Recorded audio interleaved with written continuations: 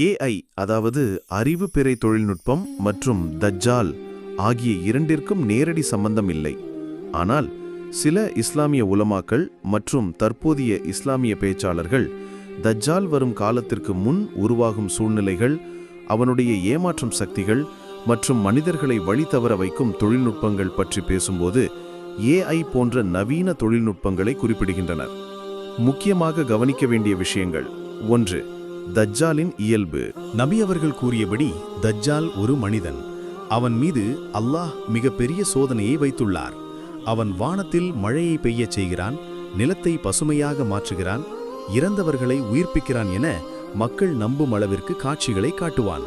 அவன் அல்லாஹ் என்று தன்னை கூறுவான். ஏஐ பற்றிய உண்மை. ஏஐ என்பது மனிதன் உருவாக்கிய ஒரு கணினி நிரலான செயற்கை அறிவு. அது தனக்கென ஆன்மா இல்லாத கட்டுப்பாட்டில் இருக்கும் ஒரு கருவி.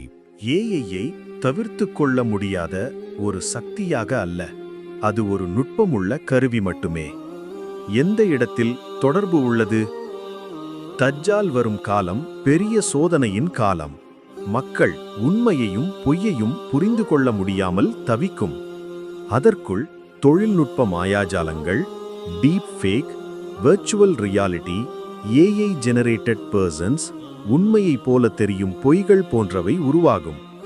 இதன் மூலமாக தஜ்ஜால் தனது பொய்யான அல்லாஹ் இமேஜை உருவாக்கலாம் என்பது ஒரு அபாயகரமான இஸ்லாமிய கருத்து நிலை. சில உலமா கருத்துகள்.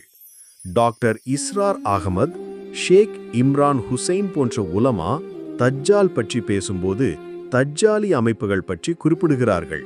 அதாவது தஜ்ஜால் வரும் காலத்திற்கு முந்தைய உலகளாவிய சதி, மெய்நிகரான ஆதிக்கம், பொய்யான தகவல்களை உண்மை போல காட்டும் அமைப்புகள் போன்றவை உருவாகும் என்பது அவர்கள் கூறும் கருத்து. இவையெல்லாம் ஏஐ போன்ற தொழில்நுட்பங்களை பயன்படுத்தி மக்களை வழிதவற வைக்க முடியும் என்பது அவர்கள் கூறும் கருத்து. ஏஐ மற்றும் தஜ்ஜால் நேரடியாக ஒரே விஷயமல்ல.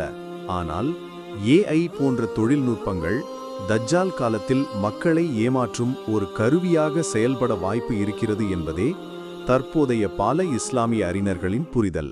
நாம் தொழில்நுட்பங்களை பயன்படுத்தும் விதமே நம்மை நல்லதுக்கும் கெட்டதுக்கும் அழைத்துச் செல்லும்.